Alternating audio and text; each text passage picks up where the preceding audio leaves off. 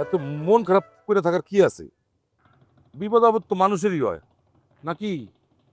আর আল্লাহ পাক বিপদ দেয়, আল্লাহ পাকই আবার উদ্ধার করে। একটা গাড়ির ব্যাটারি নষ্ট হয়েছে, একটা ব্যাটারির দাম কত? 70,000। না, আরো বেশি, 80,000 টাকা। ওই তো আমি দিতাছি, তারপরে তুই মন খারাপ করে থাকিস না তো। আপনার টাকা আমি নিমু কেন? আমি দিব না মানে?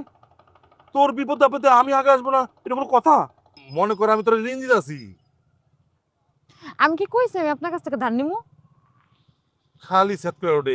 আমি কি তোরে কইছি? হ্যাঁ, তুই তোর সুবিধা মতো আমার টাকা দিয়ে দিস। আমার না আপনার লগে কথা কইতে ভালো লাগতেছে না, আপনি এখন যান। শোন, তোর জন্য কিন্তু টাকাটা তোলা আছে। আপনার আমি কইলাম আমি আপনার টাকা নিমু না, যান না। সারাদিন মনে হয় কিছু খাস নাই, মুখটা কেমন শুকনো হয়ে রয়েছে। যান।